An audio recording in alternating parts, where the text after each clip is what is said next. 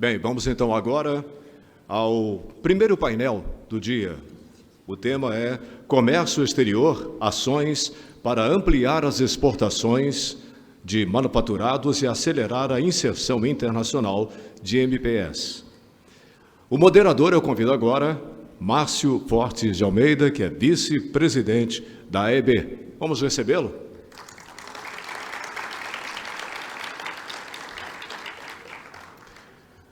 Convido também Tatiana Lacerda Prazeres, secretária de Comércio Exterior do Ministério do Desenvolvimento, Indústria, Comércio e Serviços, MIDIC. Eu acho que não está, né? Vamos aguardar então. Vai fazer ao vivo? Beleza, maravilha. Online, ótimo. Bom, Tatiana, muito bom. Então, convido agora a Constança Negri Biasucci, que é gerente de Comércio e Integração Internacional da Confederação Nacional da Indústria, CNI.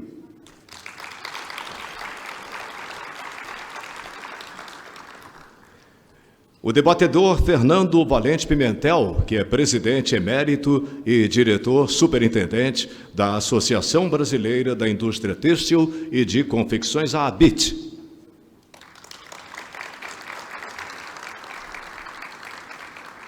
E o Antônio Melo Alvarenga, que é o diretor superintendente do Serviço Brasileiro de Apoio às Micro e Pequenas Empresas, SEBRAE RJ.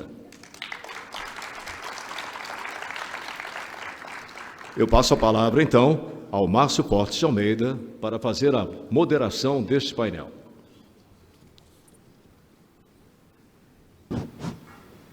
Ok. Composta a mesa, vamos dar início aos trabalhos. Deixar bem claro o seguinte: o moderador não compete com os expositores. Ele é tentado a fazer a exposição, mas ele não foi convocado para fazer a exposição. Ele fica aqui como moderador, distribuindo o jogo, fazendo pequenos comentários, mas queria alertar o público o seguinte: deixa um espaço no final para perguntas. Então, essa é a ideia de haver essa interação com o público, com os empresários, dirigentes, estudantes, todos que estão voltados ao interesse do crescimento do comércio exterior brasileiro. Foi dito muita coisa aqui que já colocou no seu devido quadro a situação da exportação brasileira, a situação das importações brasileiras. Eu queria só acrescentar o que o nosso querido diretor do BNDES acabou de falar, que existe uma PEC 03 que simplesmente está no Congresso sendo discutida para que o Legislativo controle os financiamentos de exportações de serviços com recursos públicos. Vocês já imaginaram, então, que não seria você participar de uma licitação internacional e, de uma hora para outra, o Brasil fica esperando a autorização do Legislativo para poder financiar uma participação brasileira de exportação de serviços. Então, realmente, isso tem que ser derrubado. É que faltou Alexandre falar isso há pouco. Eu toco nesse ponto porque eu fui presidente do COFIG e sei da importância da exportação de serviços, porque a exportação de serviços leva atrás o quê? Leva também o nome do Brasil, a qualidade do serviço brasileiro, da engenharia brasileira, e exporta junto uma quantidade enorme de bens. Nós não pagamos funcionários no exterior de jeito nenhum. Vem aquela história: por que fazer um metrô de Caracas e não fazer em São Paulo? Cada caixinha, tem seu valor e há recursos definidos para cada situação. E o COFIG, naquela ocasião, que eu era presidente, trabalhava de modo muito equilibrado com vários ministérios, com a COFACE, Seguro de Crédito e Exportação, com o Banco do Brasil, com a Caixa Econômica, com o BNDES, e tudo muito trabalhado, analisado e seguro. Como disse o nosso querido Alexandre, não há empréstimo sem inadimplência. Então, acontece alguns casos, mas que não se pode parar uma exportação de serviços e fazer com que a engenharia brasileira, por exemplo, tenha saído do mercado internacional por conta da interrupção do financiamento da exportação de serviços. Bem, isso foi só uma observação, tendo em vista que o Alexandre falou há pouco. Bem, pelo que eu entendo, Tatiana vai entrar ao vivo, vai entrar uma live, não? Nossa querida secretária, nossa querida amiga, esclareceu o seguinte, que a problemática já foi colocada na primeira mesa, ou seja, na abertura e na exposição do Alexandre. Cada um agora vai dar a sua contribuição para indicar o que é preciso fazer para melhorar o quadro, para ampliar exportações, para retomar a parte da indústria na exportação brasileira e também com o nosso querido presidente do SEBRAE, sabemos o que é preciso ampliar em termos de ações para que as pequenas e médias empresas adentrem o mercado internacional. Na Europa é muito fácil você andar de um país para outro, vender de um país para outro, está tudo pertinho. Então, o espírito lá de internacionalização da economia já vem da própria situação geográfica, da facilidade de comunicação. Aqui, o pequeno e médio exportador, ele não vive isso. Então, você tem que treiná-lo, ensiná-lo, dar apoio, quase que trabalhar junto na exportação. Então, esse painel tem o objetivo de trazer a palavra de experts em termos gerais e, em particular, na questão das micro e pequenas empresas. Tatiana, vamos entrar no ar? Você tem muita coisa a dizer, muita contribuição. Eu sei do seu trabalho, o que está sendo feito pelo governo para entrar nesse campo que eu acabei de tocar. Bom, muito obrigada, doutor Márcio. Obrigada a todos. É uma satisfação participar deste ENAEX. Eu sinto muito não estar presencialmente, acompanharei o vice-presidente, doutor Geraldo Alckmin, no encerramento do dia de hoje.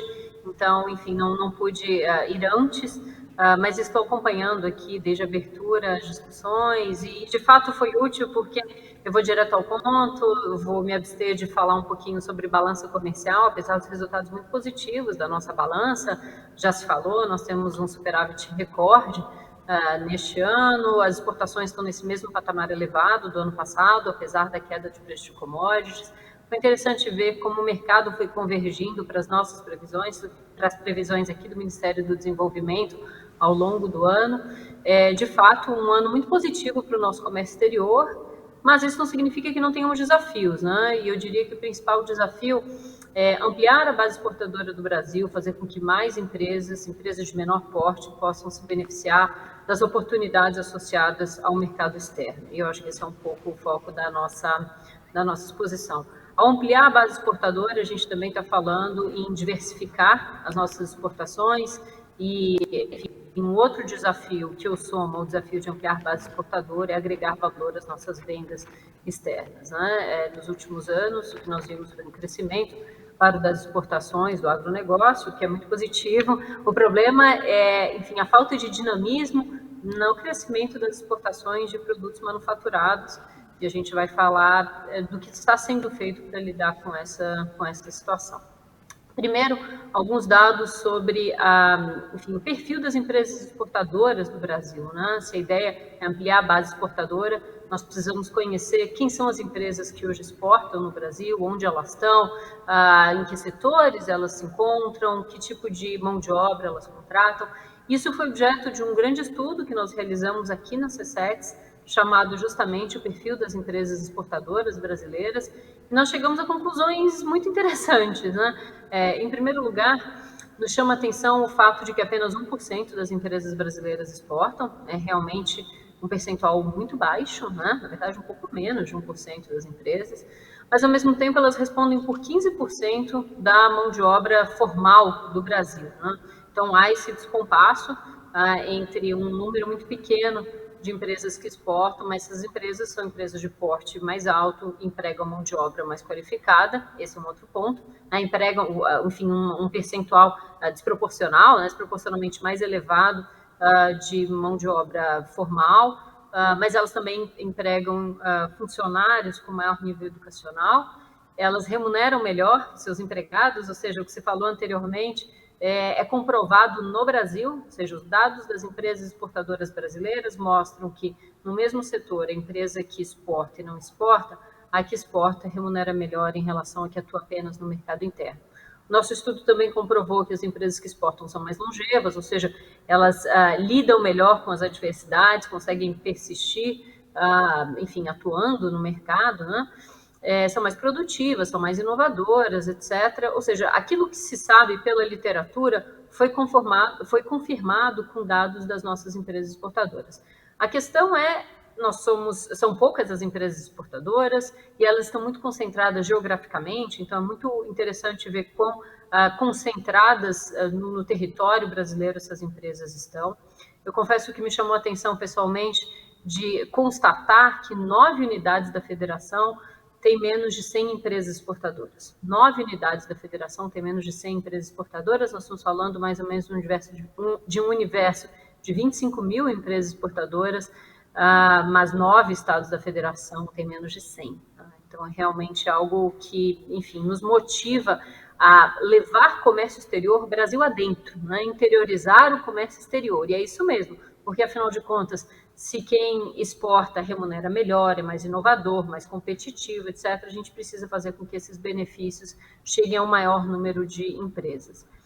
Finalmente, um outro estudo que nós realizamos mostra a atuação das mulheres no comércio, né? E a lógica é a mesma, né? Se o comércio traz positivos para quem atua nele, é importante que, enfim, um número maior de grupos sociais seja beneficiado pelo comércio. E a gente começou com mulheres, mas a ideia é que a gente possa ampliar o olhar sobre diferentes segmentos da sociedade, da população brasileira em relação ao comércio. No que diz respeito às mulheres, o que nós constatamos é que apenas 14% das empresas que exportam são lideradas por mulheres. Se nós analisamos empresas de menor porte, né, micro e pequenas empresas, das exportadoras, nós ampliamos essa fatia para 24%, ou seja, as empresas lideradas por mulheres são poucas, mas as mulheres são mais prevalentes no segmento de empresas de menor porte. Ou seja, como mudar essa realidade, né? Em primeiro lugar, há uma discussão sobre competitividade da economia brasileira, competitividade da indústria brasileira, em particular, quando a gente pensa no perfil das nossas exportações. E aí, claro, há muito a ser feito. Eu destacaria o progresso na reforma tributária. A reforma tributária é fundamental para que nós possamos ser mais competitivos em produtos de maior valor agregado. E por que isso? Isso porque nós sabemos, em função da cumulatividade que marca o modelo tributário brasileiro, quanto mais etapas produtivas, maior o resíduo acumulado na produção.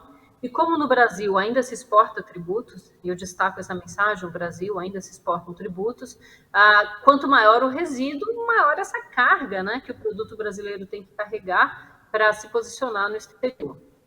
Estudos indicam que esse resíduo pode chegar a cerca de 7%, em produtos de cadeias mais longas, etc. Isso tudo, claro, joga contra a nossa capacidade de inserção externa. Então, a reforma tributária, ao equacionar o problema da competitividade, ajudará as nossas exportações, ajudará a produção industrial no Brasil, isso é muito importante, ajudará também as nossas exportações. Depois, eu diria que há um esforço enfim, arcabouço fiscal e outras medidas que levam à redução de taxa de juros. No painel anterior também, na apresentação anterior, se falou, o Brasil é um país de juros muito elevados, naturalmente isso encarece a produção e isso faz com que as nossas exportações percam competitividade. Então, esse esforço de reforma tributária, de arcabouço fiscal e esse início de queda, né, de taxa de juros contribuem para que a produção no Brasil seja mais competitiva. Há um esforço também relacionado à infraestrutura, logística, etc., que ajudará a economia brasileira, mas também a nossa competitividade. E eu destaco, ainda nessa dimensão mais horizontal, digamos, da competitividade da economia e da indústria brasileira, há uma discussão muito importante neste momento no Brasil que tem a ver com política industrial. Né? Este ministério, de onde eu falo, foi recriado exatamente no contexto da necessidade de nós retomarmos o dinamismo da indústria no Brasil, e uma política industrial bem-sucedida contribuirá, indubitavelmente, para as exportações industriais, ou seja, o comércio exterior, em alguma medida, é reflexo da nossa própria capacidade de produção de forma competitiva, né? Se a indústria brasileira perdeu espaço no comércio global, é também porque a nossa indústria se tornou menos competitiva. Há outras discussões sobre comércio exterior de maneira geral, financiamento, exportações, acordos comerciais, barreiras comerciais, promoção comercial.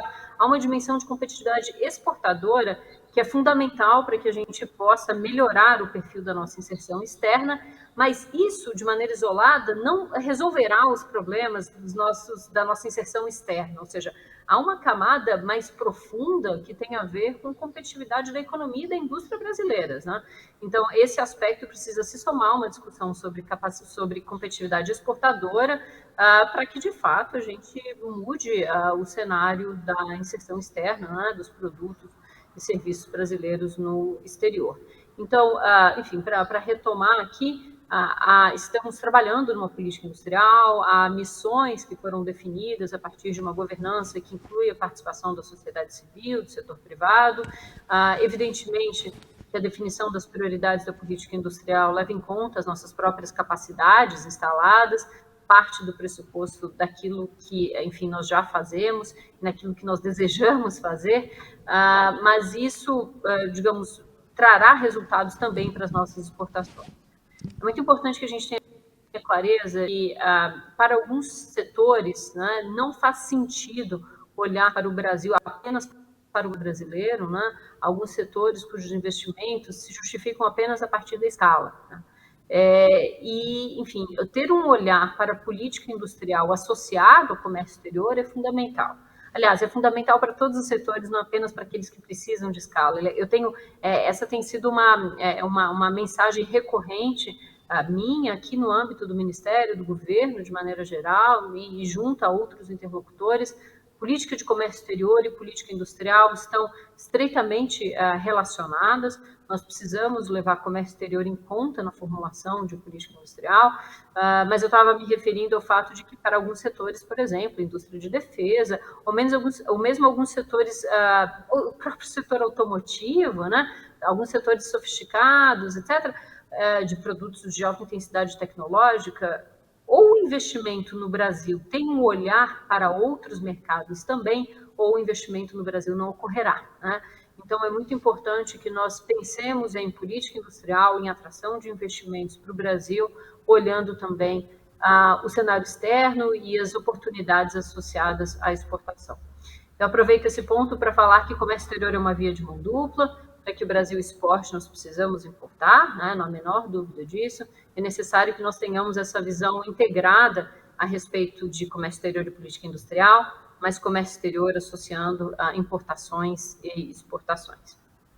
Essa é uma mensagem geral sobre competitividade da indústria brasileira, da economia brasileira, mas evidentemente que nós temos uma agenda de cor que é muito estruturada, basicamente nas linhas a que eu me referi, ampliação de acordos comerciais, ampliação da rede de acordos de que o Brasil dispõe. Nessa semana, aqui em Brasília, nós fizemos uma reunião muito importante que envolveu os países membros do Mercosul e a União Europeia. A partir da contraproposta que o Mercosul fez à União Europeia, nós tivemos uma discussão estruturada a partir de um documento efetivamente apresentado pelo Mercosul. O avanço foi significativo, eu diria, né? Claro que há muito trabalho ainda pela frente, mas a partir de agora, né, nós temos as reações preliminares dos europeus em relação à nossa contraproposta. Contraproposta de instrumento adicional, o público aqui é qualificado, mas eu faço um pequeno parênteses, né? Os europeus apresentaram em março um documento adicional, a famosa Side Letter, or Joint Instrument, que eles precisariam para a conclusão das negociações Mercosul-União Europeia. Esse documento foi recebido pelo Mercosul, foi analisado internamente em cada um dos 4 membros, nós fechamos um documento comum, né, Mercosul, posição comum do Mercosul em relação àquilo que nos foi apresentado, e apresentamos, então, uma contraproposta. Foi exatamente esta contraproposta que organizou a reunião que aconteceu aqui em Brasília nesta semana a respeito dessa negociação. Então, nós temos envidado esforços para a conclusão dessa negociação este ano, não é trivial, mas é possível. Isso sobre negociações internacionais, eu poderia falar de outras, Mercosul-EFTA, Mercosul-Singapura, etc., mas esse é um dos pilares, né, da ampliação da inserção internacional do Brasil, um dos pilares do aumento e da qualificação do nosso comércio exterior. Uma outra agenda muito importante para a gente, muito importante para o vice-presidente da República, ministro do MIDIC, Geraldo Alckmin, é a agenda da desburocratização de comércio. E aí houve avanços bastante importantes neste ano. E mais, eu destacaria que a desburocratização do comércio é fundamental para que nós possamos incluir mais empresas no nosso comércio exterior. Ou seja, para as empresas de menor porte, a burocracia, a dificuldade de, enfim, lidar com a burocracia do comércio pode ser um impeditivo para que elas passem a exportar. Nós, enfim, temos atuado muito firme nisso. Eu destacaria principalmente a licença Flex este ano, a função tanto para exportação quanto para importação, e que basicamente deixa a lógica de uma operação, uma licença, quando a licença é exigida. Ou seja, a partir de agora, os órgãos anuentes podem conceder licenças por um período longo e permitir que a empresa faça tantas operações quanto, enfim, forem necessárias durante aquele período. As licenças podem ser concedidas, por exemplo, por volume de comércio, ou por valor de comércio, enfim. A ideia é que para os que ocorrem de maneira recorrente, uma empresa não precisa ficar solicitando constantemente licenças de importação ou de exportação. No caso de medicamentos, por exemplo, né, que são necessárias licenças de exportação, a partir de agora, pode conceder licença que pode durar, digamos, pelo mesmo período do registro do medicamento. Ou seja, se anteriormente o controle na licença de exportação era feito para verificar se aquela empresa tinha um registro do medicamento, enquanto estiver vigente o registro, aquela empresa estará autorizada a exportar. Essa é um pouco a lógica da licença passou a funcionar a partir de agora, a partir deste ano.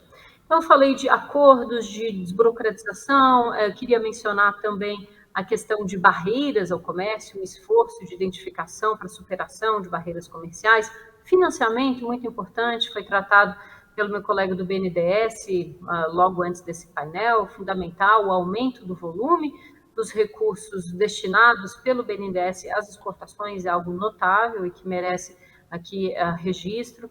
Depois eu destaco também uma agenda muito importante de promoção comercial cultura exportadora, né? Nessa administração, a Apex volta para o guarda-chuva do Ministério, e esse alinhamento entre política comercial e promoção comercial é realmente muito importante.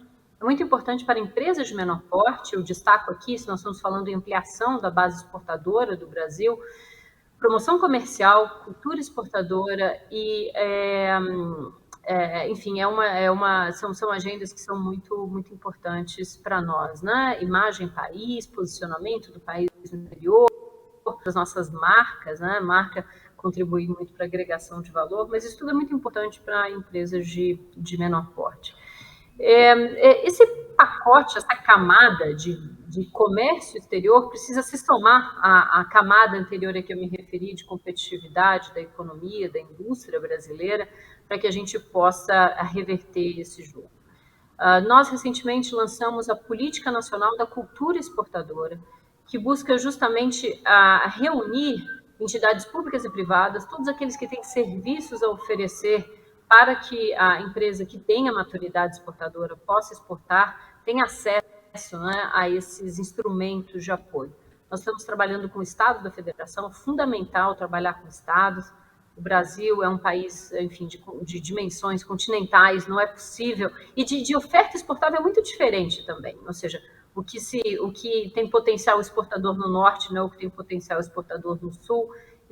Se nós não trabalharmos em conjunto, né, se não unirmos esforços, isso não vai acontecer. Então, são várias entidades que se juntam nesse esforço. A CNI, eu vejo a minha amiga Constanza Negri no painel hoje, a SEBRAE também, meus colegas do SEBRAE aqui no painel, a Correios, e aí no governo federal, Itamaraty, a Apex Brasil, naturalmente, nós aqui no MIDIC, enfim, o Embratur, que acaba de se juntar a esse esforço da cultura exportadora, ou seja, há uma grande mobilização de esforços para que nós possamos, como eu disse da minha fala, levar o Brasil adentro e fazer com que mais empresas possam se beneficiar das oportunidades associadas ao mercado externo. Eu paro por aqui, agradeço a oportunidade, estou à disposição para continuar nessa conversa. Aproveito para cumprimentar a EB pela iniciativa, por persistir, por perseverar nessa iniciativa tão importante do ENAEX. Cumprimento o Fernando Pimentel também, da BIT, os demais participantes. Doutor Márcio, satisfação revê-lo.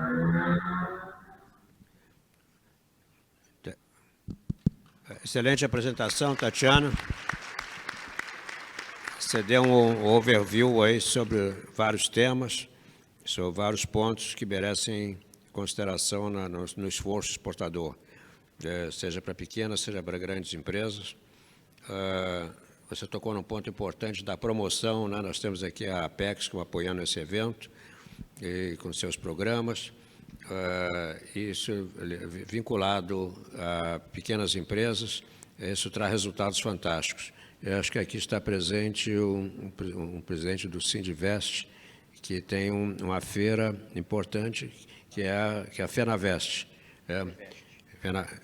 Sindivest está aí, então, FEVEST, né? FEVEST, que é do Sindivest. Eu me lembro no meu tempo de indústria e comércio, eu era também do BNDES, a feira era a feira pequenininha, de lingerie, moda íntima, masculina, feminina. Eu acabei virando jurado até de escolha de roupa íntima, mas o que nós fizemos naquele momento ali foi ajudar a internacionalização da feira. Então, é um exemplo muito claro de como você pode ter uma presença internacional de algo que é pequeno. É pequeno inicialmente e hoje já é um marco de referência aqui, apesar dos contratempos aí da época da Covid e tal, mas a FENAVEST já é um evento que leva a marca internacional de vários produtos de pequenos produtores. Né? Pequenos produtores, lembra que até no BNDES nós andamos financiando máquinas de costura para as costureiras da região. Então, o cuidado lá que nós tínhamos da Finame, até por esse cuidado de fazer a promoção, não só do produto lá fora, mas também ajudando aqui internamente a pequena costureira a produzir e ajudar a consolidar esse polo, que é lá de Friburgo. Ok, mas não vou fazer considerações, já prometi que o moderador não fala, o moderador só distribui o jogo, é mais ou menos igual o Ganso no futebol ontem. Vamos lá. Não pode falar em Fluminense hoje, está proibido aqui. Mas, bem, na nossa sequência, tratando ainda dos problemas de como aumentar, resolver os problemas da exportação brasileira como um todo, nós teremos em seguida aqui a Constância da CNI, nossa querida amiga, que dará uma visão empresarial do que é necessário fazer para a gente ampliar essa participação que todo mundo sempre reclamou de pequena participação do Brasil no comércio internacional. Muito obrigada a todos, estão escutando, bom dia, é um prazer estar de novo no ENAEX e presencial, estava tentando lembrar quando que foi o último. Eu acho que são momentos para quem trabalha nessa área de comércio exterior importantes, porque a gente dá conversa, encontra, e quando isso se faz presencial é muito mais relevante. Então, meu objetivo aqui é ter uma apresentação, só aproveito para perguntar se eu conseguiria ter aquele aparelhinho para passar ou como funcionaria. Passador. Tá aqui. Tá, perfeito, obrigada. Então, acho que o meu objetivo aqui é trazer um panorama mais geral das prioridades, das 10 prioridades que nós identificamos na CNI, que não são exaustivas, mas que são relevantes para ampliar exportações de bens manufaturados. Mas, antes de entrar nelas, eu acho que é importante, nesse momento, a gente fazer um diagnóstico. Um diagnóstico, embora no Brasil, acho que às vezes eu gostei da expressão que as coisas estão sobrediagnosticadas, há muito diagnóstico, mas o diagnóstico que eu trago hoje, ele tem as lentes da indústria, dos bens manufaturados, porque necessariamente quando a gente fala de comércio exterior, a realidade às vezes muda quando nós estamos em setores da economia diferentes. E um diagnóstico que eu entendo que também olha questões qualitativas, de um contexto doméstico e de um contexto internacional, para depois a gente ver as prioridades que já adianto, nas quais o que pode parecer uma redundância com a fala da secretária aqui dentro, é de um impacto muito grande na sinergia que nós temos com o governo atual nessa agenda. Mas a primeira questão é reconhecer que o Brasil vem perdendo muito espaço na indústria da transformação quando nós olhamos produção e exportação. Então, a participação da produção de manufaturas, de indústria da transformação do Brasil, comparado com o mundo, ela vem em queda. Então, acho que foi em 2014, a última vez que o Brasil estava entre os 10 primeiros produtores de indústria da transformação. Já chegou até estar no 8º lugar, mas hoje ocupa um lugar de, vamos dizer assim, de muito pouco destaque para uma dimensão da economia que o Brasil tem, e de uma indústria tão diversificada. Então, no ano passado, esse indicador que nós avaliamos anualmente, o Brasil ocupou somente a 15ª posição como produtor e a 31ª posição, respectivamente, como participação nas exportações de indústria de transformação. Então, essa é a fatia que o Brasil tem quando a gente olha as exportações de indústria de transformação no mundo. E quando nós olhamos esse dado, ou esse tipo de informação, olhando, vamos dizer assim, geograficamente, há dados também que já dão um sinal também de alerta, porque há uma grande, vamos dizer assim, perda de participação de mercado do Brasil em destinos como os mercados do Mercosul, na União Europeia, nos Estados Unidos, na última década, isso se mantém, vamos dizer assim, estável, e um ganho pouquinho na questão do México, sobretudo no setor de automotivos. Então, há um pano de fundo de uma perda de relevância na indústria da transformação, que eu acho que ele é muito importante para se ter em conta no momento que a gente menciona ou identifica prioridades. Quando nós olhamos a composição das exportações, então, a qualidade da nossa pauta exportadora, das exportações do Brasil, e olhamos o quanto que elas têm de valor agregado, uma das formas de olhar isso é com a participação das categorias de uso dos bens. E, na última década, os bens de consumo duráveis e bens de capital, então, aqueles que têm um maior valor agregado, eles perderam quase 8 pontos percentuais na pauta exportadora do país. Então, e é a linha essa cinza que vocês veem embaixo. E foi mencionado aqui já várias vezes, há uma preocupação também não da fatia que o Brasil ocupa na produção e nas exportações, mas também da qualidade do que é exportado. E quando nós olhamos de novo e nos perguntamos, bom, essas exportações por tipo de, vamos dizer assim, de categoria de uso e nível de valor agregado, e olhamos os países e os destinos. De novo, principais lugares onde há uma queda negativa dessas exportações na última década, Mercosul, destinos que são muito relevantes para a indústria brasileira, União Europeia, e um aumento relativo no caso do México e dos Estados Unidos. Mas o pano de fundo é a qualidade do que nós exportamos dentro da indústria da transformação e do valor agregado também preocupa quando nós temos um olhar mais estrutural, como é um diagnóstico relevante olhando na última década. E aqui também, com um disclaimer antes de mencionar, há informações relevantes também na análise da balança comercial. E aqui a mensagem não é só importante exportar, importar não é, eu acho que isso já está bem entendido pela indústria como um todo, mas há dados também que são relevantes quando nós olhamos o desempenho da indústria da transformação e colocamos uma análise da balança de comércio da indústria da transformação. E aqui a indústria brasileira apresenta déficit constante desde 2008. Os maiores déficits têm sido em 2013, 14 e 22. E isso não significa que as exportações da indústria da transformação não tenham crescido, mas é importante, no momento de elaborar a política pública, ter uma análise mais apurada, com mais zelo, mais detalhado de o que acontece na balança comercial do ponto de vista da indústria da transformação.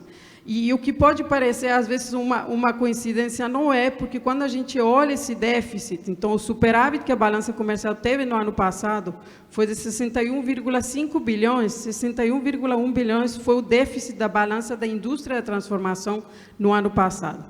E aí há, obviamente, uma outra leitura a ser feita, se olhamos os últimos 5 anos, de alguns setores que estão tendo esse déficit do ponto de vista da balança comercial, com um aumento de quase 100% de déficit se a gente olhar os últimos 5 anos. Então, a mensagem aqui é que é preciso também se considerar, no momento de elaborar política pública, um olhar mais, vamos dizer assim, detalhado do comportamento das exportações e das importações do comércio como um todo da indústria da transformação.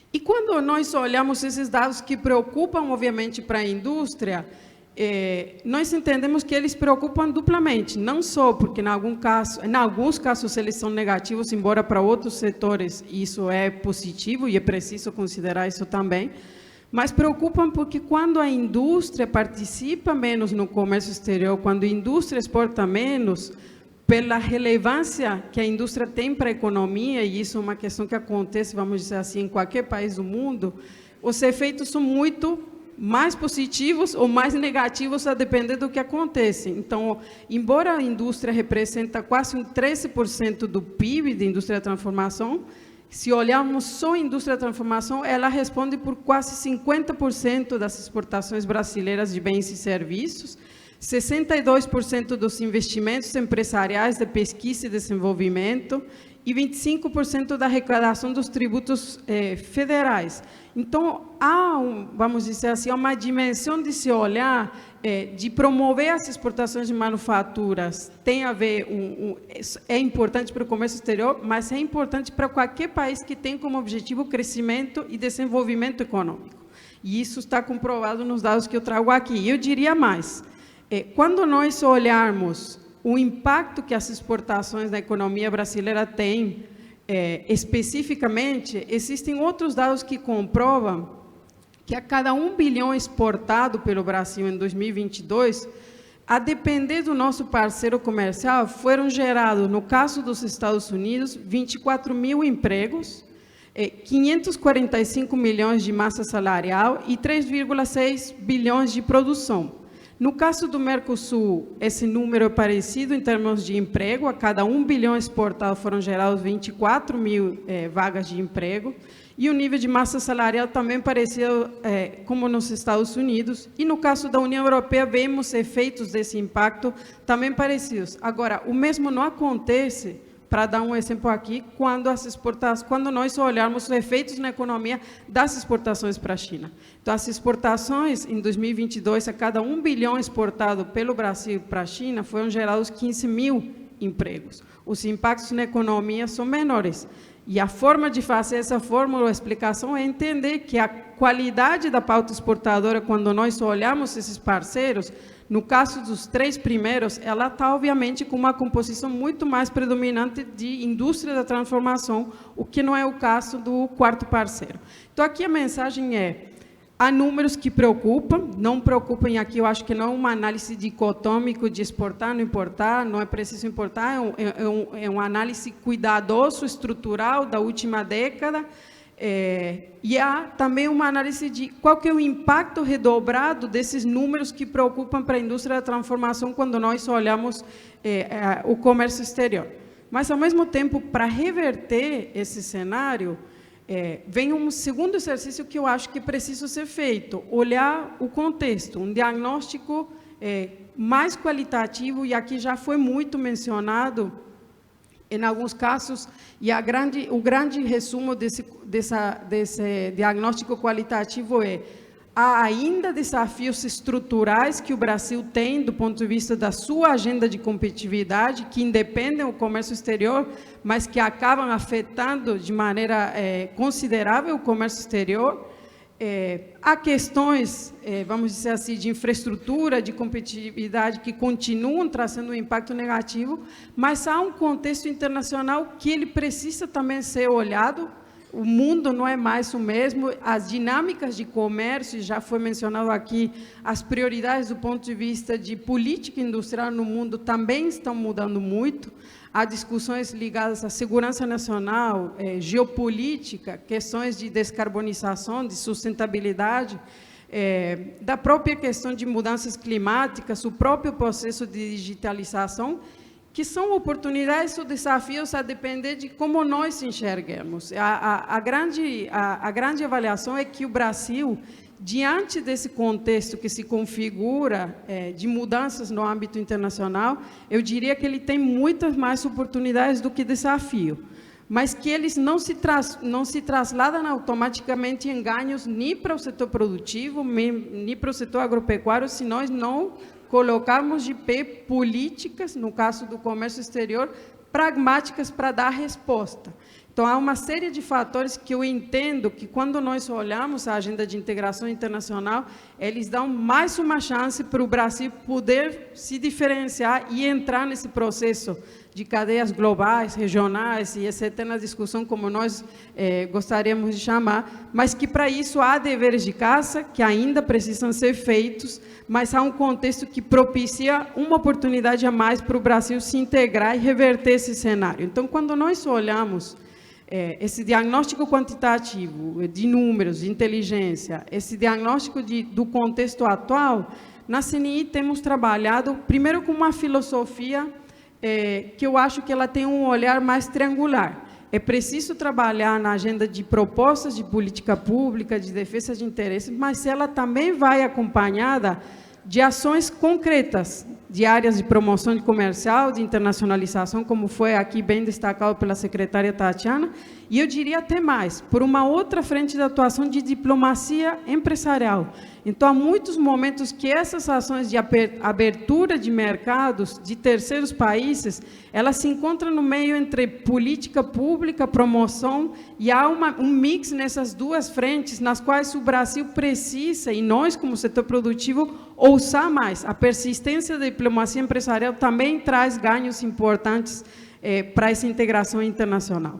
E na CNI temos trabalhado, seja do ponto de vista das propostas para os candidatos à presidência, no próprio plano de retomada, que foi mencionado aqui no início pela minha colega Denise, onde nós constamos algumas das principais prioridades para reverter esse cenário e garantir, ajudar a inserção internacional de indústria da transformação. Estamos também aqui, um spoiler, finalizando o novo mapa estratégico da indústria, aqui um olhar mais de longo prazo, porque preciso também enxergar que há desafios conjunturais, urgentes, muitos incêndios para apagar no comércio exterior, mas que o Brasil precisa, e a indústria também tem um olhar de longo prazo, e é esse exercício que esse mapa estratégico traz, um olhar de prioridades para os 10 anos. Então, nessa agenda, nós identificamos 10 prioridades. E algumas, não entrarei aqui em detalhes porque já foram mencionadas, mas a gente traz também um exercício, um pouco um semáforo para dar um olhar como nós entendemos que elas estão do ponto de vista de andamento, sempre com ponto de referência em relação às prioridades da indústria. Financiamento e exportação, foi mencionado aqui a relevância que esse tema tem. As empresas brasileiras, hoje eu olhava dados de apoio oficial às exportações, e quando nós olharmos esses dados no Brasil, foram cerca de R$500 bilhão. No caso da Índia, esse número é para 10, tentando comparar com países com quem a gente pode se comparar. Então, há um claro cenário que é preciso ser revertido e que ele é estrutural, de dar relevância à agenda de financiamento e exportação. E aqui tem a ver com governança, mudança da governança, da fluidez, e já temos alguns sinais positivos que foram aqui destacados pelo BNDES. Facilitação e logística. Aqui a nossa prioridade é concluir o portal único e a integração dos órgãos anuentes. Entender que essa não é uma agenda da Receita e da SESEC só, mas que há mais de 20 órgãos anuentes que incidem e que influenciam nesse processo de desburocratização e que precisam entrar nessa modernização. Tributação do comércio exterior, acho que aqui a primeira questão é a entrada, a concluir essa reforma tributária, porque, como foi mencionado pela secretária Tatiana, o Brasil exporta tributos, então a cumulatividade e os resíduos só serão resolvidos com o avanço da reforma tributária. Acordos comerciais, uma outra dimensão dessa agenda de acesso a mercados. Aqui é pensar em acordos que tragam ganhos, e aqui ganhos não quer dizer todo mundo fica feliz, mas eu consigo dizer que há ganhos diversificados para os diferentes setores da economia, que não vou criar uma oposição entre setores da economia, mas que vou gerar ganhos diversificados. E quando nós olhamos essa premissa de acordos, alguns países, alguns blocos cumprem com essa premissa, outros menos. E aqui talvez se destaca, obviamente, a conclusão do acordo com a União Europeia e o avanço das negociações com o Canadá. Barreiras. É preciso, na nossa visão, continuar com uma diplomacia persistente, sagaz e pragmática, que ela consegue questionar os países que elaboram medidas unilaterais, que acabam criando problemas de acesso a mercados, mas também enxergar que, às vezes, eles nos propiciam uma oportunidade para avanços de agendas domésticas. E, em segundo lugar, nas últimas prioridades, há uma área que é muito relevante e que ela acaba atrelando também, alavancando o aumento de exportações, que tem a ver com a ampliação da internacionalização produtiva. A participação dos investimentos brasileiros fora, ela é limitada. Há agendas que façam com que isso possa avançar muito, como o caso de acordos de dupla tributação, e aqui nós atualmente temos problemas do ponto de vista de desenho, não só de alcance dessa rede, mas do desenho desse tipo de acordos, e uma expectativa que tínhamos era que o acordo com o Reino Unido avançasse, porque ele trazia avanços do ponto de vista de modelo, mas há alguns indícios que nos deixam preocupados em relação a esse acordo. Na área de comércio justo, eu acho que aqui é preciso mencionar e destacar avanços recentes no GCX, do ponto de vista da Secretaria de Comércio Exterior e a Receita, mas aqui é continuar no combate a práticas ilegais e desleais de comércio, criar um mecanismo, um monitoramento e um canal de denúncias para essas práticas ilegais e combate, e aqui é uma agenda público-privada, e talvez o que eu destacaria é fortalecer o combate às práticas de subsídios industriais em terceiros mercados. O contexto atual, ele chama a uma ousadia maior para a utilização desse tipo de ferramentas de defesa comercial. É preciso tentar resolver com as ferramentas certas e não as erradas, porque a gente acaba criando problemas colaterais, embora a gente entenda que é um aspecto delicado. E talvez na agenda de organismos internacionais, para concluir, então há uma grande agenda de competitividade, uma segundo pilar de acesso a mercados, mas há também uma agenda de organismos internacionais de uma participação mais ativa e proativa do Brasil no seio desses organismos, seja do ponto de vista de reforma do OMC, de discussão de comércio e sustentabilidade no âmbito do OMC para liderar, mas também de dar continuidade ao processo de acessão ao CDE. Esse é um processo que ele traz ganhos, ele não é simples, mas ele tem a sua relevância para a modernização da política pública e para o próprio crescimento do país. E um último que eu destacaria, que ele terá uma relevância maior a partir do 1º de dezembro, que é o processo do G20, o B20, no nosso caso, o setor privado, porque será uma frente que nos permitirá identificar aquelas que são prioridades para a indústria, mas que tem uma dimensão global e nas quais o Brasil pode tentar influenciar de maneira pragmática e trazer aliados para essas discussões globais. E eu concluiria por aqui. E eu fico à disposição. Muito obrigada.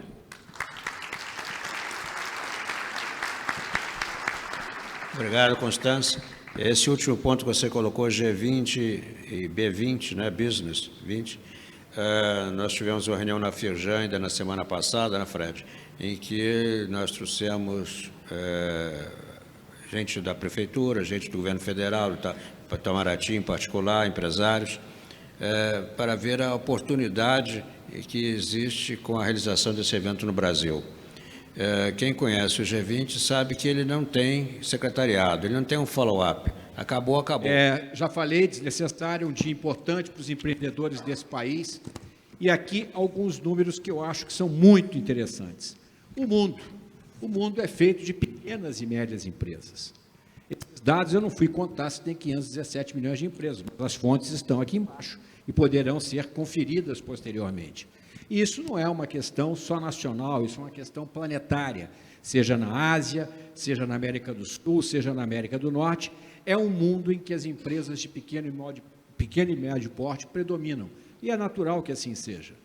As big companies, elas existem, nasceram pequenas, foram se desenvolvendo, e nesse aqui eu já queria dar uma primeira leitura sobre, o que está acontecendo aqui? Sobre essa questão da exportação. Muitas vezes a gente fala, a pequena empresa exporta ou não exporta, mas é um exportador de última instância ou é um exportador que faz parte de uma rede de produção ou uma cadeia de produção? Qual é o exemplo que eu dou aqui? Está aqui Haroldo é da Bicalçados, presidente executivo da Bicalçados. Dentro do sapato que ele porta tem elementos têxteis. A indústria automotiva tem 30 a 40 quilos de têxteis dentro de cada automóvel.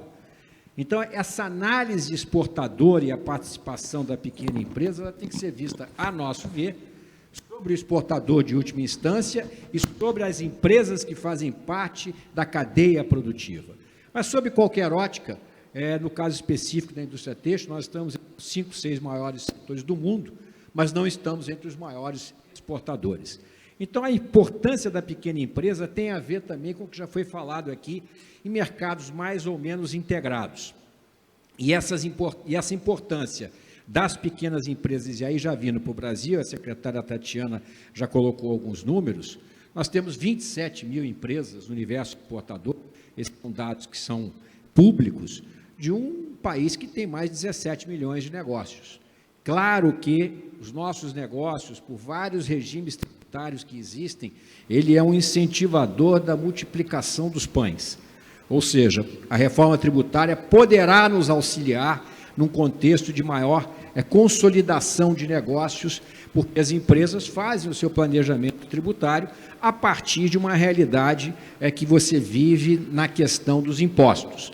Então, as empresas do Simples predominam, os microempreendedores individuais explodiram, ali na região do nosso presidente do Sinvest de Friburgo, majoritariamente pequenas empresas, fizeram um belo evento agora, estou vendo aqui a Repesa que acabou de entrar, mas esse é um universo de pequenas empresas que ele não predomina na exportação direta, mas ele predomina na geração de emprego e ele participa ativamente de várias redes de produção.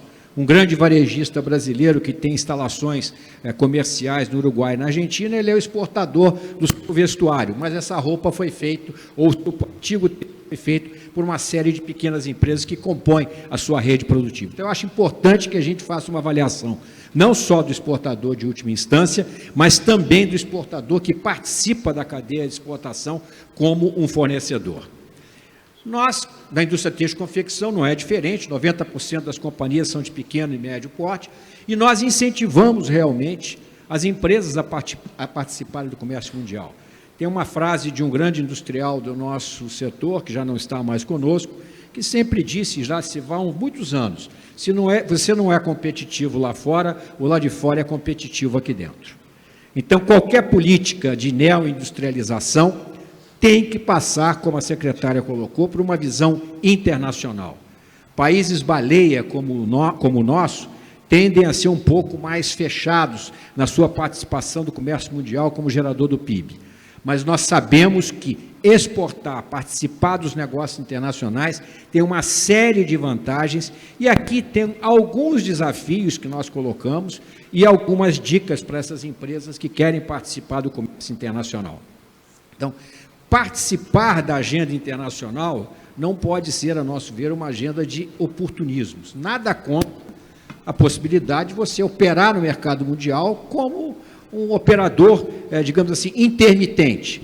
Mas se você quer participar da rede mundial de negócios, você tem que mudar o seu mindset. Tá ruim? Você tem que mudar o seu mindset. Então, essa é uma agenda de aculturamento de negócios. E exige preparo e exige investimentos. Está aqui a Patrícia da BIMAC, a BIMAC é um dos grandes setores exportadores, nós participamos aí com 1 bilhão e 100 milhões de dólares de exportações por ano, que representam 70 mil empregos diretos e indiretos. Falando, a secretária falou da rede, incorporando as mulheres, a rede da diversidade, 75% das pessoas que trabalham no nosso setor são do sexo feminino, e temos uma conexão enorme com a economia criativa que tem aqui no Rio de Janeiro, uma grande importância, meu estado, minha cidade, apesar de ser filho e originário de mineiros. A questão da capacitação, o Brasil tem criado um ecossistema bem interessante, e nós participamos dele. Então, essas vantagens que aqui estão, elas só vão se materializar na medida em que você se prepare, se organize e se estruture. E isso é um papel que temos com a CNI, dando as macrovisões, temos as federações atuando nos seus estados e as associações trabalhando mais diretamente com as empresas que fazem parte da sua rede de valor. Portanto, esse conjunto, algumas vantagens, eles se traduzirão certamente em vantagens na concorrência do mercado local, enfrentando aquilo que vem de fora e se capacitando para ir àquilo que seria uma abordagem mais extrovertida da indústria. Nós temos um objetivo de aumentar e muito a participação no faturamento do setor, que são mais de 200 bilhões de reais, só falando de indústria, através da parte internacional. Mas não basta querer, tem que poder. E nesse aspecto, já foi abordado anteriormente, nós somos muito tímidos naquilo que realizamos até agora de acordos internacionais em larga escala. Temos o Mercosul, o terreno da América do Sul está aplainado, e isso mostra, através das nossas exportações, que elas vão majoritariamente para onde nós temos acordo. É natural, os acordos são feitos, é para isso. O comércio intra-Ásia é de mais de 60%, o comércio intra-União Europeia é de cerca de 70%. Para isso que foram feitos os acordos. Só que essa geografia, ela está mudando. O que nós temos hoje de mais palpável e que nós apoiamos desde o primeiro momento, e as discussões são sempre muito salutares, é Mercosul, União Europeia, abrindo um espaço de 450, 500 milhões de potenciais consumidores. Mas nós temos um encontro marcado com a Ásia, que é o centro dinâmico do mundo. Nesse momento, esse encontro com a Ásia, nós, em particular, da indústria têxtil, achamos que nós concorremos de uma desigualdade muito grande, porque são países com outras relações trabalhistas, ambientais, sociais, apesar dessa agenda estar evoluindo mundialmente. Mas o polo dinâmico está lá. Agora, quando a gente olha, por exemplo, os Estados Unidos, o México, para colocar uma calça jeans nos Estados Unidos, paga 0 de imposto de importação. Nós pagamos 17%. Então, o nearshoring, o friendshoring, o safe shoring, todos esses shorings que estamos falando aí, para serem bem aproveitados, você tem que ter a capacidade e os instrumentos para utilizar isso. E entre nós, a América do Sul, principalmente, são países, os maiores mercados são países que competem conosco. Não são tão complementares, são muito mais disputadores de mercado ou têm dificuldades, como o nosso vizinho do Mercosul, Argentina, de ter um comércio internacional mais fluido pelas razões que todos conhecem, não cabe aqui destacar. Então, acordos internacionais agora ganham uma nova dimensão, que é a dimensão da geopolítica. E isso está fazendo com que o comércio internacional entre numa lógica, ou pelo menos no ritmo, melhor dizendo, muito mais reduzido de crescimento do que vinha tendo historicamente. Esse ano, hoje, a coluna do Assis Moreira fala que, acho que a OMC já está prevendo que em volume é 0,8% de crescimento. E aí você começa a ter novas regras, novas defesas, e que vai exigir muito da CNI, de todos nós, da FIJAM, dos órgãos governamentais, para entender essa lógica que muitas vezes, por trás de boas intenções, tem muitas visões protecionistas e que prejudicam o livre fluxo dos negócios. Mas o Brasil, acho que nesse aspecto, ele tem ativos relevantes, e o nosso setor em particular, porque preservamos uma cadeia produtiva integrada que os asiáticos estão querendo montar e estão montando. Bangladesh, Vietnã, por exemplo, são destaques, além, óbvio, de China, que é um monstro, um planeta, a Índia, cada um com as suas características, mas esse segmento nós conseguimos preservar como um país de renda média e um país ocidental que tem esse ativo. E construir uma cadeia dessa natureza, hoje, se nós fôssemos partir do zero para produzir o que a gente produz, investimentos da ordem de 400 bilhões de reais. Ou seja, o Brasil não tem uma indústria de confecção, quer botar uma para transformar 2 milhões de toneladas de fibras ou de matérias-primas por ano, 400 bilhões de reais é a nossa estimativa, e aqui não está envolvido o valor do empreendedor. Porque botar 400 bilhões no negócio e um título longo do Tesouro Brasileiro pagando 6% ao ano real, custa 24 bilhões. Entre botar 400 bilhões e receber 24 sem muito risco, acho que todos nós preferíamos não ter esse risco. Então, tem que ter o prêmio do empreendedor, que deveria ser o mínimo disso, ou seja, deveria ter uma taxa de retorno da ordem de 10%, 12%.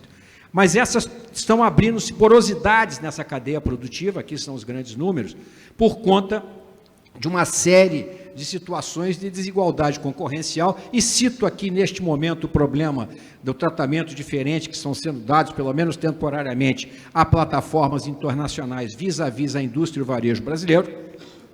O governo adotou 3 medidas importantes, medidas relacionadas às regras do programa de conformidade, ao pagamento do ICMS, mas, pelo menos até agora, a isenção de compras até $50 de uma taxação que existia anteriormente. $50, R$250, o ticket médio do varejo brasileiro é da ordem de R$200. Este produto entra sem pagar imposto de importação. Se essa situação não evoluir para melhor, pagando o justo imposto, é muito provável que varejistas e outros procurem mudar a sua base operacional, centros de distribuição no Paraguai, no Uruguai, porque vai ficar mais competitivo do que trazer pelos métodos convencionais, internalizar, pagando os impostos, os custos de armazenagem, etc, etc, etc. Então, o setor está aqui em termos de porte, micro, pequenas e médias, as grandes são relativamente menores, mas é uma grande teia produtiva, como eu mostrei anteriormente. E aqui, já entrando para o final, eu vou falar um pouco de parcerias público-privadas que dão certo.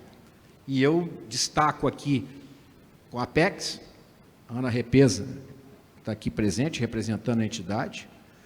É uma parceria de mais de 20 anos, frutífera, persistente, que evolui recorrentemente e que dá uma base para as empresas, não só de ir ao mundo para participar de eventos, mas com capacitações, qualificações, trabalhar o mindset das companhias, porque, de novo, o mercado internacional, ele pune muito rápido. Se você erra e perde a confiabilidade do seu cliente, é difícil retomar. No passado, era preço, prazo, qualidade, inclusive o prazo de pagamento que você dava. Hoje é preço, prazo, qualidade, sustentabilidade, rastreabilidade, uma série de novos elementos que se incorporam na gestão dos negócios. E, para isso, esses convênios têm um papel fundamental de estruturação de ações setoriais. Aqui, por exemplo, com a Apex, com 22 anos, mais de 100 iniciativas entre 22 e 24, que é o nosso prazo de convênio. São 364 empresas apoiadas, representando 55% das exportações. Tem alguns segmentos que não estão dentro do programa, que poderão se incorporar. E as exportações, agora tivemos em Nova York, 50 empresas na Coultry, Columbia Tex. Então, tem um conjunto de ações estruturadas, feito em parceria com a agência e com as empresas que participam do programa, definindo mercados-alvos e como abordar cada um dessas áreas geográficas. O Sebrae Nacional, está aqui o Alvarenga, é o programa Vista Brasil, atuando com as empresas de menor porte. Ele não tem um viés tão internacionalizador, mas ele participa dessa agenda porque as empresas de menor porte também são qualificadas no âmbito das ações que são colocadas dentro desse convênio que nós temos com o Sebrae Nacional e que podem migrar, se tiverem interesse, para uma agenda mais internacional através do Apex ou até mesmo através de ações promovidas junto com o próprio Sebrae. Eu estava ouvindo o diretor do BNDES sobre as linhas de financiamento e me vem aqui agora à cabeça algo que a secretária Tatiana falou e que eu quero chamar um estudo publicado pela Fiesp ontem ou anteontem. Competitividade das empresas e competitividade do país. As empresas serão tão competitivas quanto for o seu país, de uma certa maneira, mas elas também têm que ser o dever de casa. E, infelizmente, nesses últimos anos, como pôde mostrar a Constanza, a participação da indústria de transformação do país na formação do PIB, ela vem declinando. É natural que, quando as economias vão se desenvolvendo, outros segmentos, serviços, etc., vão expandindo a sua participação. Mas é óbvio que o Brasil perdeu densidade produtiva industrial de uma maneira muito acelerada.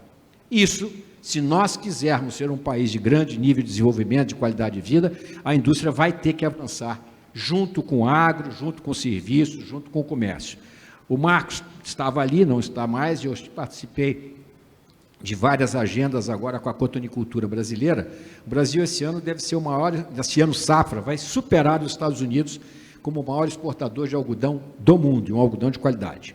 Somos o quarto maior produtor e o maior exportador este ano.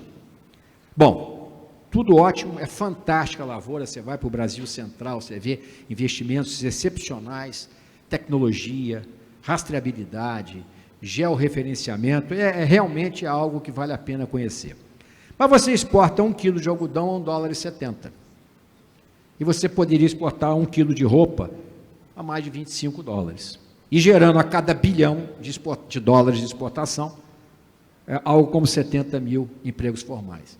Então, essa é a pergunta que todos nós nos fazemos. Nada contra o agro trabalhou excepcionalmente bem. Mas a Fiesp mostra que para a indústria de transformação como um todo, que representa, já viu o cartão amarelo, você botou lá o semáforo, ela já piscou a luz lá.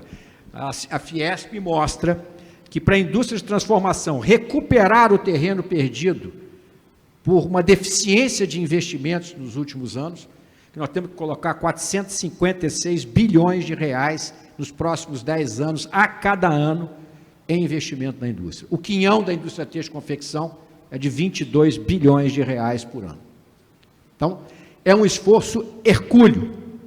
Então, a indústria precisa de ser um bom negócio. Não tem sido um bom negócio, em termos de rentabilidade. Não adianta a gente passar o pano. Não tem sido. Tem as exceções de praxe, mas, no geral, se ela tivesse sido um excelente negócio, ela não teria tido queda de investimentos, e essa queda se acentuou nos últimos anos.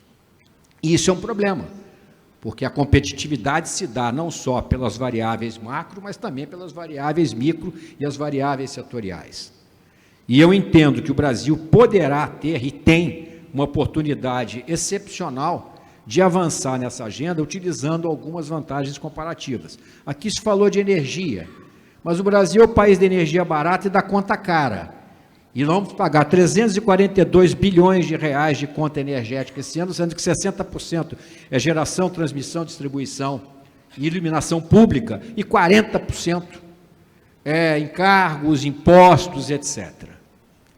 Para a indústria do lucro real, ela recupera os créditos daquilo que ela está investindo, parte dos créditos, porque tem a divisão no Brasil, o que é energia para iluminar aqui essa sala, o escritório, o que é energia para movimentar as máquinas, aí você acredita, outro você não acredita, e cada dólar exportado pela indústria têxtil e confecção tem uns 6 ou 7% de imposto embutido. Então, a reforma tributária vai ajudar, ou deverá ajudar bastante, na zeração desses resíduos, mas estamos muito atentos em duas, entre outras, mas principalmente, excesso de excepcionalidades, jogando a nossa alíquota referencial para algo como 27%, 28%, quando ela, para ser neutra no início dessas discussões, seria da ordem de 21,8%.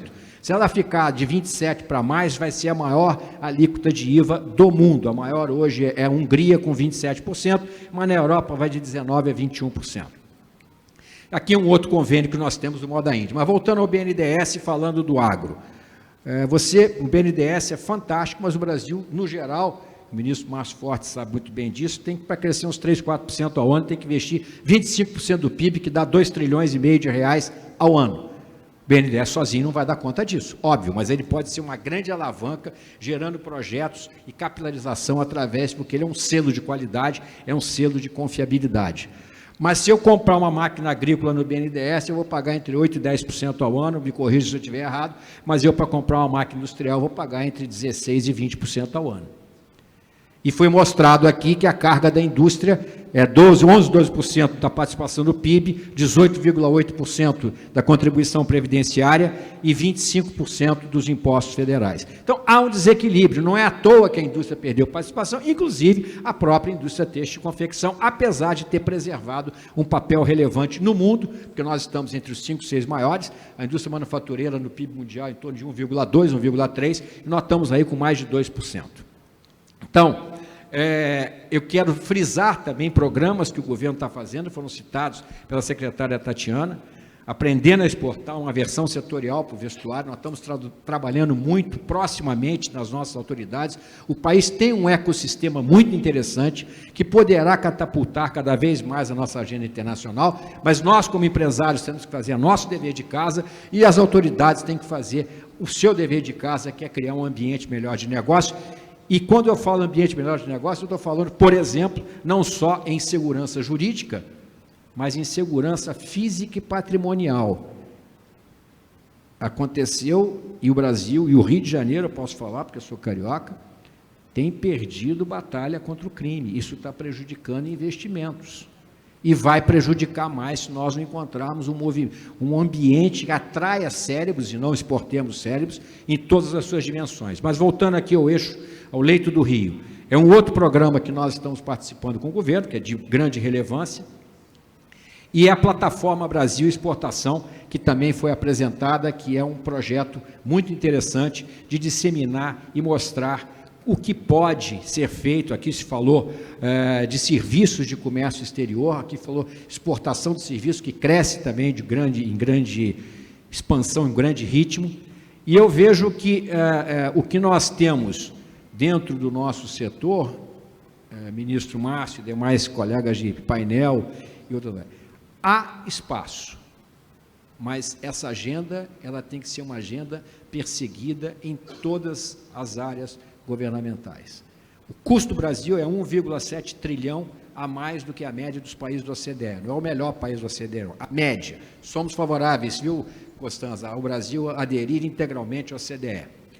Mas olhando para esse quadro, nós temos que desbastar esse custo do Brasil, por um lado. Não é uma tarefa trivial. Trabalharmos essa visão exportadora com os acordos internacionais e mudando o mindset, e viabilizar investimentos que aumentem a nossa produtividade e competitividade. Então, a indústria têxtil e confecção está nessa rota, está nessa trajetória, trabalhando não só com as empresas que compõem o setor, mas também com as nossas autoridades aqui presentes e outras que não estão, nesse momento, participando, pelo menos presencialmente, deste espetacular encontro, e que é sempre um fórum de alta qualidade para que a gente busque, traga o problema, mas saiamos daqui com as melhores soluções possíveis. A problemática, acho que da maravilha que falava, eu quero saber da solucionática. E a solucionática, ela é construída todo dia.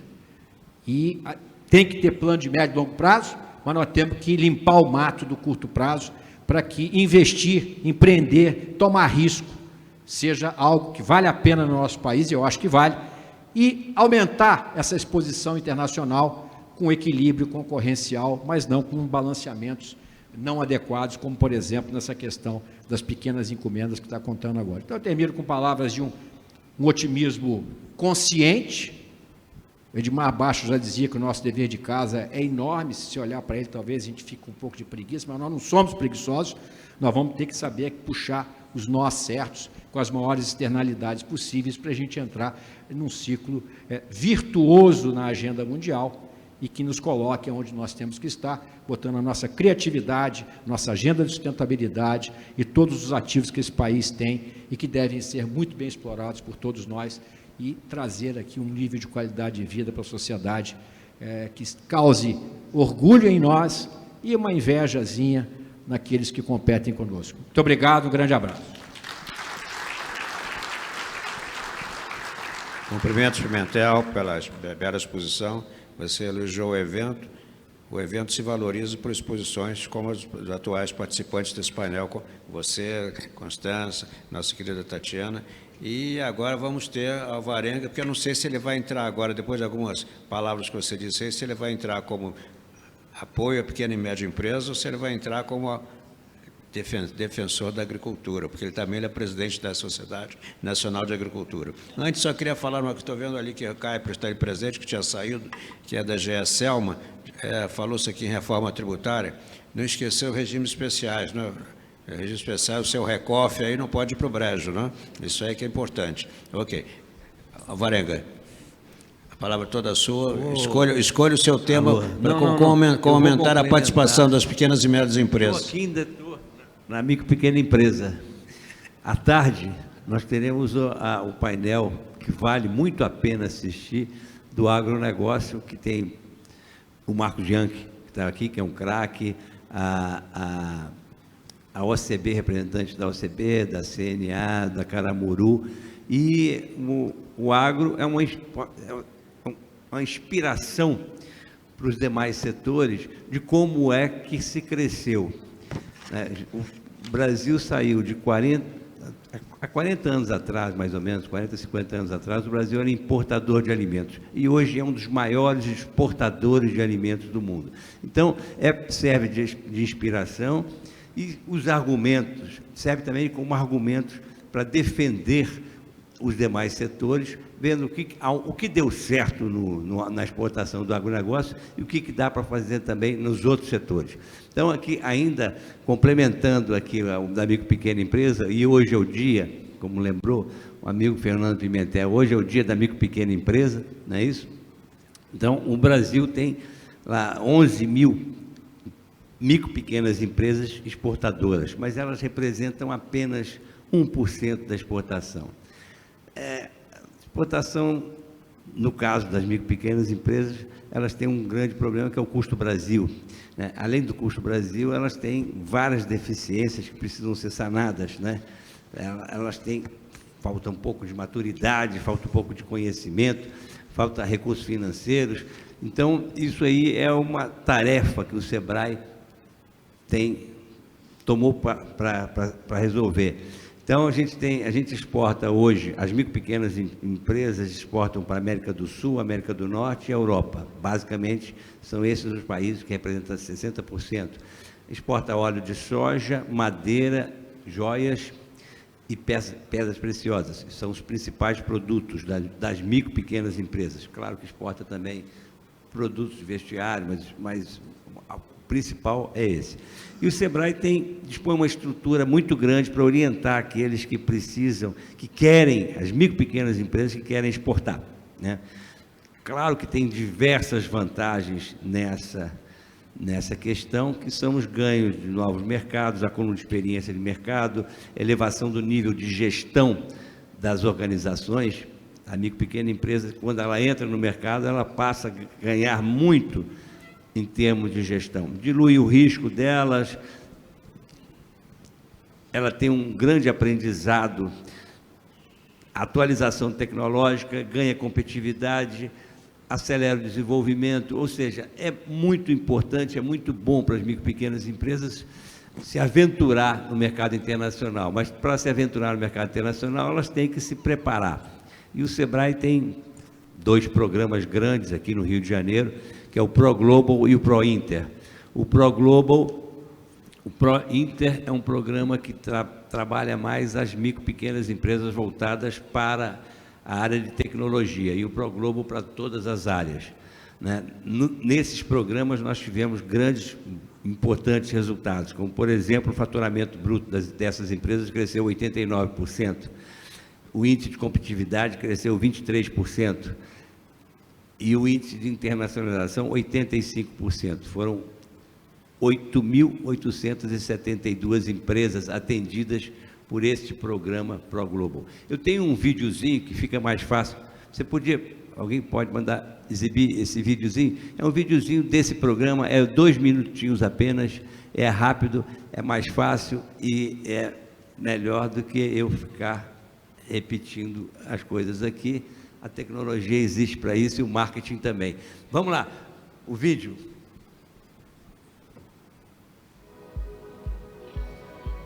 As oportunidades não conhecem fronteiras e a nossa missão é abrir as portas dos pequenos negócios para o mundo. Nós percebemos que não basta capacitar, tem que dar a oportunidade ao micro e pequeno empresário de atingir o mercado internacional. Se você acha que a exportação é uma realidade distante para um pequeno negócio, nós estamos aqui para provar o contrário. Desde 2019, as iniciativas do SEBRAE Rio de internacionalização têm ajudado micro e pequenas empresas a importar, exportar e se conectar com o mercado global. A gente não esperava que fosse ter esse sucesso que a gente conseguiu na exportação. E assim, exportação você ganha em dólar, né? é muito melhor. Não é apenas sobre importar ou exportar, mas se conectar.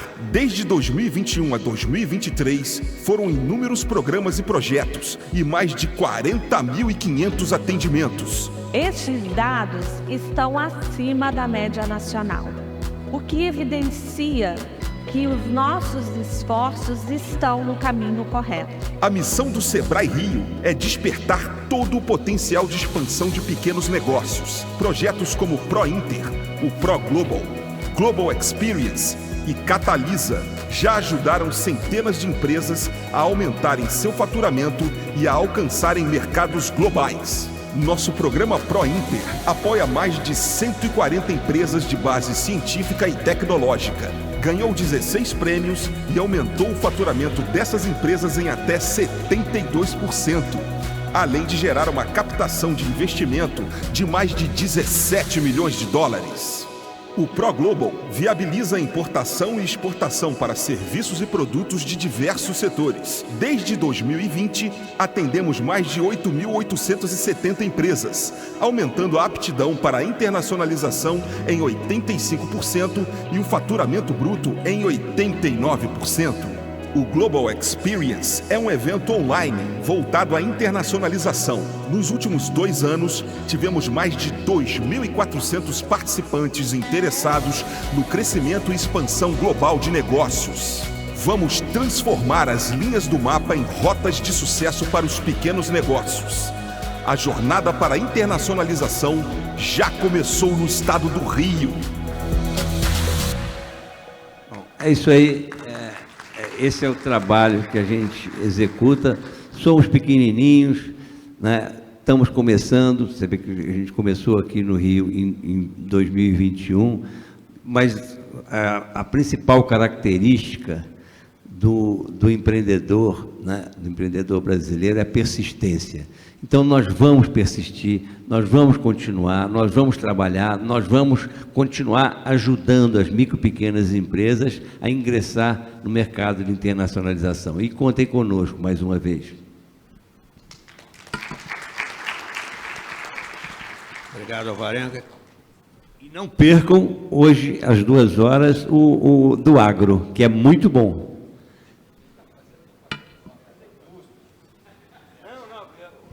Estou falando que eu sou moderador lá do programa do agro, entendeu? Já é a 3ª vez.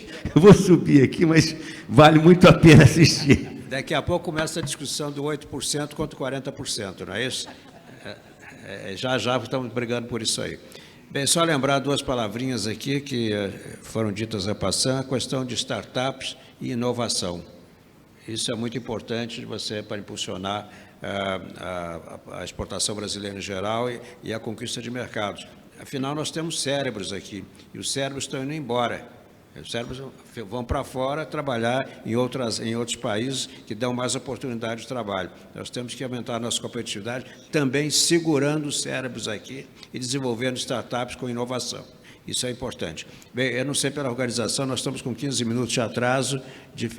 Eu tinha falado no início que eu deixaria uma margem para perguntas. Aceitaria 2 perguntas no máximo. Quem quiser fazer a pergunta, eu aceitaria agora para qualquer dos palestrantes. Haverá essas perguntas? Sim. Josefina Guedes, por favor. Microfone, por favor, para a Josefina. Que você indique que o destinatário da pergunta. Queria agradecer, parabenizar a todos, adorei, né, nossa Constância e Fernanda aí, somos grandes sofredores aí da CEP, todo mundo junto. Bom, minha pergunta é o seguinte, foi comentado em vários pontos prioritários, aí SEB, como a CNI tem a visão global de toda a indústria, todo o segmento, tudo que é de importante dentro da pauta lá. Quando ela fala do que foi ali a pauta de exportação, do peso da indústria, mostrando Estados Unidos, Europa, China, em termos de valor agregado e tudo, nós vimos o seguinte, eu venho aqui catucar com vara curta numa proposta que é uma coisa que já vem sendo dentro da indústria, que é o adido industrial dentro do SECOM. Eu acho que tem isso dentro do setor agrícola, de adidos agrícolas juntos com o SECOM ajudando no aumento das exportações e promoção, numa política mais agressiva, e eu acho que a indústria também precisa desses adidos para tratar com mais agressividade dentro do SECOM, dentro das embaixadas no Brasil, espalhado pelo mundo, para poder a gente focar, ser pragmático e mais agressivos nesse sentido, e aí eu venho querer propor isso e ver aí a posição da nossa querida Constança, como isso está, como isso já foi colocado uma vez para o governo, como isso existe a possibilidade, em que ambiente está, para poder a gente ser tão agressivo como o setor agrícola. Eu não sei também se a Tatiana continua no ar, fiquei em dúvida agora. Tatiana está no ar ou não? Não, então, Constança, por favor.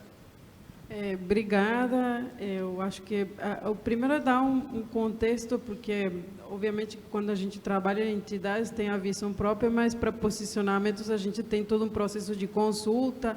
Então, talvez o que eu vou trazer são 2 comentários que vão ajudar já se teve uma campanha grande em relação a esse pleito, e eu entendo que talvez ela não foi realmente bem entendida, qual que era o objetivo dessa proposta. Então talvez seja importante lembrar qual que é a necessidade de se ter vamos dizer assim, uma representação, um olhar muito ativo, em loco, em terceiros mercados, que era a ideia nessa proposta inicial. Eu diria que, olhando de trás para frente, ela só aumentou. A gente olha medidas do ponto de vista dos novos tipos, ou possíveis novos tipos de barreiras, a forma de regulamentar dos países diante das necessidades de proteção ao consumidor, questões sociais e sustentabilidade, ela só cresce. Então, eu acho que essa necessidade de se ter um pé ativo do ponto de vista, não de promoção de negócios, mas é uma espécie de defesa de interesses, o acompanhamento de monitoramento de política pública em terceiros países, questões que às vezes é difícil ser feitas aqui desde o Brasil, ela continua.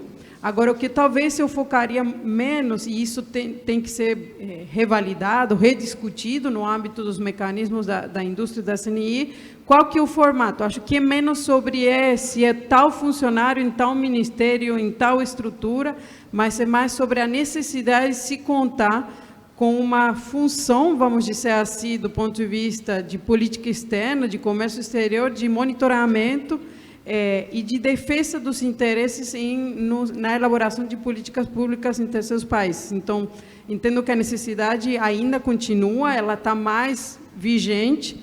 Agora, cabe discutir de uma maneira pragmática e menos detalhada. Isso cabe ao governo discutir como que funciona, em qual ministério, mas mais nós, como indústria, vamos dizer assim, reapresentarmos essa necessidade, porque eu acho que o contexto demanda ainda mais desse tipo de função.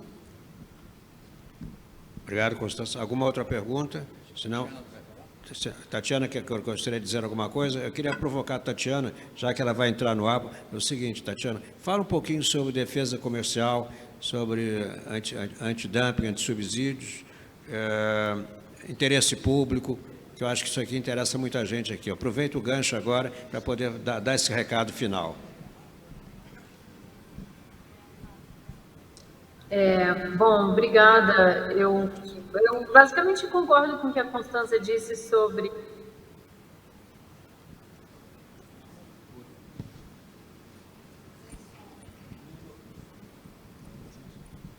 Está sem som.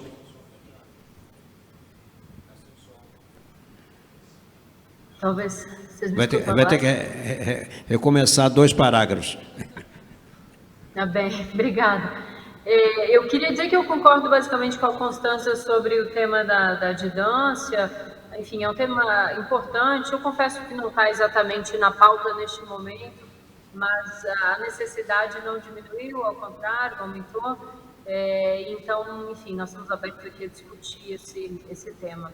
Sobre defesa comercial, enfim, o combate a práticas ilegais, desleais de comércio é algo que nos move. Ilegal, desleal, enfim, para esse público qualificado é algo cuja diferença é clara. No combate ao ilegal, nós reforçamos o grupo de inteligência e comércio exterior, nós editamos o normativo da própria CSEX a respeito da possibilidade de uma forma focada, temporária, cirúrgica, usar licenciamento não automático diante de suspeitas de fraude. E nós, enfim, já estamos começando a fazer esse trabalho, alguns segmentos já nos procuraram, nós já começamos a monitorar realmente importações suspeitas de fraude. Empresas, né? A gente tem um olhar agora sobre empresas, não se faz mais como se fez no passado, um pouco no atacado, o que a gente tem agora é um olhar cirúrgico, mas nós não nos omitiremos, né, das nossas atribuições relacionadas ao combate ao ilegal no comércio, a fraudes no comércio. Em defesa comercial, ou seja, no combate ao desleal, nós temos avanços importantes aí também, um novo olhar sobre interesse público na área de defesa comercial. Nós fizemos uma ampla consulta sobre a nossa proposta para mudar a regulamentação sobre interesse público. Nós estamos trabalhando numa nova norma que deve sair em breve, que reflete essa visão de que interesse público é algo muito importante no contexto de defesa comercial, mas é algo que deve ser utilizado em caráter excepcional. É isso que diz a regra, né? E o nosso entendimento é de que no passado recente isso não foi utilizado de maneira excepcional como regra. Então a gente está, enfim, revisitando a regulamentação do interesse público a partir dessa ampla consulta que nós realizamos. Em breve nós teremos novidades nessa frente. Obrigado, Tatiana. Acho que a Eliana Fonte está ali gostando muito dessas notícias, né? Está parecendo até um passe do John Kennedy para o nosso Cano fazer o gol. Foi ótimo ser dada essa notícia. Só para encerrar, queria lembrar uma palavrinha que foi utilizada pelo nosso querido Pimentel. É questão de segurança, mas não segurança jurídica, segurança de verdade, segurança de rua, segurança pública, que aqui no Rio é um problema. Uma perguntinha que eu farei assim no ar. Vocês têm ideia de onde o nosso presidente Eduardo Eugênio da Firjan, aonde ele teve contato em Brasília, com quem ontem? Está visitando o ministro da Justiça, tratando a questão da segurança aqui no Rio, roubo de carga, são coisas que denigram aqui o Estado, apesar de os dados terem diminuído substancialmente, ainda é um problema muito delicado na Baixada Fluminense. Eu faço parte do grupo de combate ao roubo de carga, né, aqui no Rio de Janeiro, mas é um negócio muito delicado, que envolve até decisões do Supremo que impedem que haja entrada de operações policiais nas comunidades, sob pretexto, por um lado até muito correto, de evitar que crianças sejam atingidas por balas perdidas. Mas a bandidagem aproveita isso para ter já centros de distribuição dentro das comunidades. Então, é um risco você ter... Hoje aqui no Rio já se rouba até... Não é balinha nem chocolate, que já se rouba carga de polietileno, polipropileno, que já aconteceu, 3 caminhões tiveram esse assalto. Obviamente, existe algum esquema montado para utilização dessa matéria-prima por algum CNPJ falso ou de bandido também. Então, a segurança jurídica é muito importante, mas a segurança pública também é muito importante para justificar investimentos aqui que venham do exterior para poder, inclusive, melhorar a qualidade dos nossos produtos, a diversidade dos nossos produtos, mas com a insegurança desse tipo, realmente é um ponto negativo que nós temos a enfrentar e temos que combater. Bem, eu quero agradecer aqui a todos os debatedores que participaram do programa. Esse painel foi muito bom, foi muito genérico na sua temática, mas foi muito detalhado nas exposições aqui de cada um. Então, meus cumprimentos, Tatiana, que começou, a Constância também, que deu sequência, o nosso querido Pimentel, e o nosso polivalente Alvarenga, que hoje fala em 3 painéis, já fez a abertura, falou nisso, acho que ele tem um cachê especial aqui nesse evento, que ele não para aqui, ele vai aparecer o dia inteiro. Tá, ok, então muito obrigado a todos e seguimos com o evento. Bom, nossos agradecimentos aos integrantes deste painel. Bom, informamos que dentre as atividades alternativas, este ENAEX conta com o Centro AEB de Capacitação em Comércio Exterior, vai funcionar nos 2 dias do evento e tem como objetivo contribuir com a educação e formação dos operadores de comércio exterior, através da oferta gratuita de conhecimento de altíssima qualidade a respeito das mais atuais discussões inerentes às trocas internacionais de produtos e serviços. Um outro destaque é que contaremos aqui no palco do ENAEX 2023, às 18 horas, com a presença do Vice-Presidente da República e Ministro do Desenvolvimento, Indústria, Comércios e Serviços, MIDIC, Geraldo Alckmin. Portanto, às 18 horas, Geraldo Alckmin, aqui no ENAEX 2023.